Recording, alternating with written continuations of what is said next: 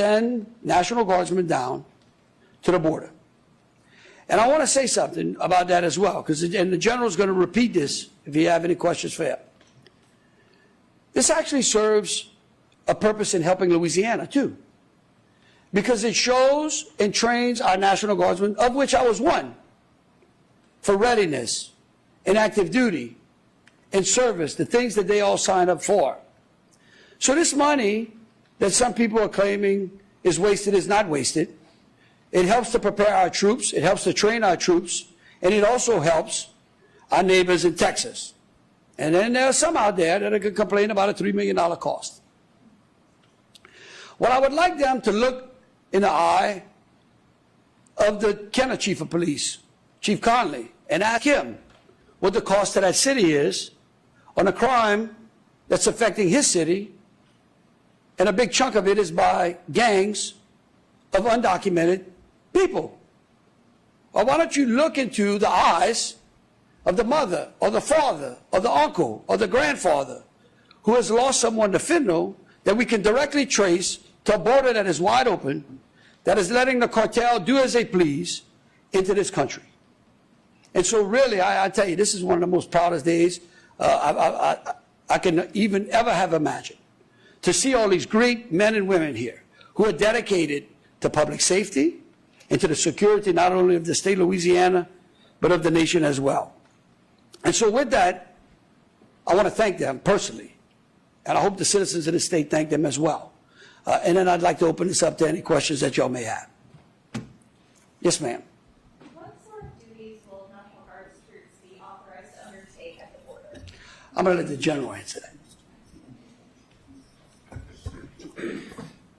So the duties that we'll be expected to handle are those that we've been trained for and that the soldiers have participated in different exercises, as well as when they deploy for state emergencies here or elsewhere. So we'll be in support of the Texas National Guard in what they're doing at the border.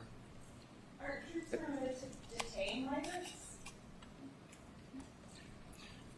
So our troops will not be doing any detention. If they encounter illegal border crossers, they will refer those to local law enforcement who have the responsibility to make those arrests or do whatever it is under Texas law. Yes, sir. Do you ever have it ask for any specific type of personnel, such as communications specialists or engineering specialists? No, he didn't ask me for anything specific. We left it up. Look, one of those, General Freeloop, our new adjutant general, actually traveled to the border with me. I think y'all saw him in some of those pictures.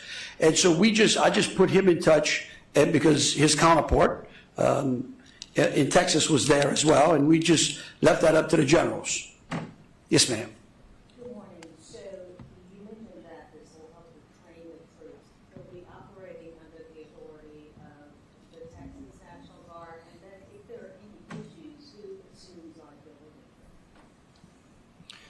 So for the first part, anytime that we plan this type of operation, that we mobilize soldiers, that they conduct training in order to make movement to Texas, those types of training events build readiness and capability in our National Guard in order to respond to state emergencies like they always have been. So it's a very good training event for us that we benefit greatly from. The second part to that is that they will be operating in Texas under the authorities of the Texas National Guard and doing missions as assigned through the Texas National Guard. So Texas would assume responsibility for any liability? They will be doing their missions with the Texas Guard, and anything that extends to the Texas National Guard would also extend to our soldiers as well. Yes, ma'am. When specifically will the troops deploy, and how long will they be there? Well, again, look, here's what I will tell you. These plans are being laid out by those like General Greer and General Freeloop and the Texas National Guard military leaders.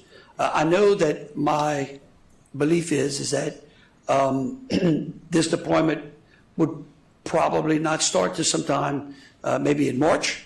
But again, I view this as a military operation, and so I'm not going to tell you exactly what the military plans are. But that's when I think the deployment would start at that particular time, unless Texas believes we need them any time sooner. Julie. First of all, I want to say thank you for holding the press conference. It's really helpful. Well, thank you. Governor, I have a question about whether you've read the 2022 investigation in the New York Times about Where Youth Center and what your reaction was to this story. Yes, I did, and I know this is not why we're here today, but here's what I'll tell you.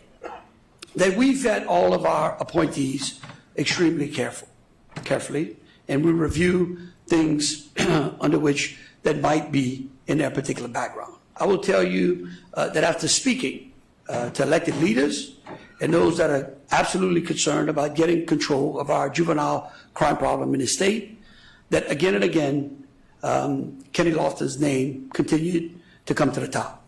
Sometimes the press doesn't give it all out.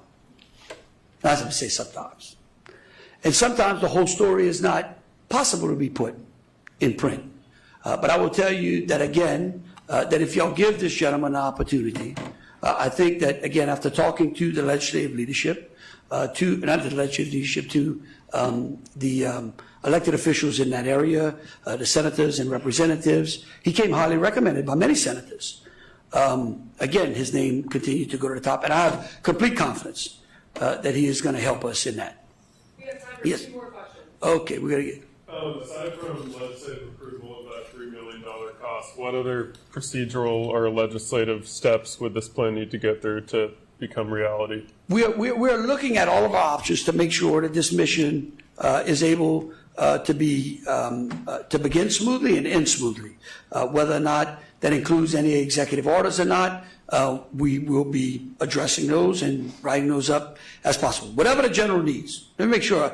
Look, as a former soldier, the one thing I know is that the last thing that I want to do as an elected official is get in the way of what generals need. Because general officers care deeply about their soldiers, and they care deeply about completing the mission. And so my commitment to them and to the National Guard is that I will always heed the advice and the direction that they give us and they ask us for, while always communicating that back to the legislature as well. Okay, so one more. I can't see the light. Who's that back? This is Shannon. Sir, how many guardsmen are you sending? And if any border security legislation in Congress is passed anytime soon, would that influence you to bring them back sooner? Wait, could you repeat that again? How many guardsmen are you sending? And if there's any legislation passed in Congress being worked on, would that have you bring them back sooner? Well, here's what I think. Again, I'm not gonna give particulars to a military mission.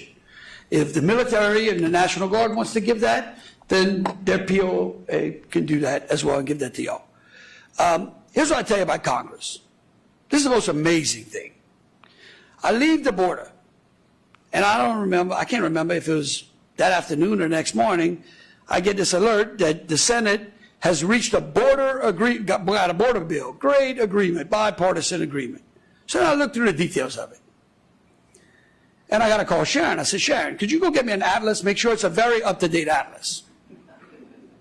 Because according to this border bill, 50% or more of the funding is going to Ukraine. I don't know. Is the Ukraine on the border? I don't understand. That's supposed to be our border bill. Okay? This is the dysfunction. We are standing here today because the federal government refuses to act, because the president refuses to do his job. Now look, we wouldn't be here today. 4 years ago, President Trump had that border sealed, or was working to seal that border. I can promise you, if he was the president and Governor Abbott would have called him, he'd have made necessary the funds to go out there and seal the holes in that border. But what you hear is that, oh, there's a humanitarian crisis going on in all other places around the globe. But yet no one wants to talk about the humanitarian crisis in this country. No one wants to talk about the amount of deadly drugs, human trafficking, the women and children that they are trafficking through an open border. Like, that seems to miss the media here. in the national media. We want to go out and talk about all of the other problems in everybody else's country, and then we want to spend billions of dollars everywhere else when we can spend just a half a fraction of that to seal our border and to get some order into our immigration process into this country. And so that's what I would say. But look, again, I really thank you. And again, I want to thank the legislators that are here today. I want to thank the legislative leadership. I think that this shows that we can absolutely govern and protect our citizens and our state and our country. And so again, I thank you for your time.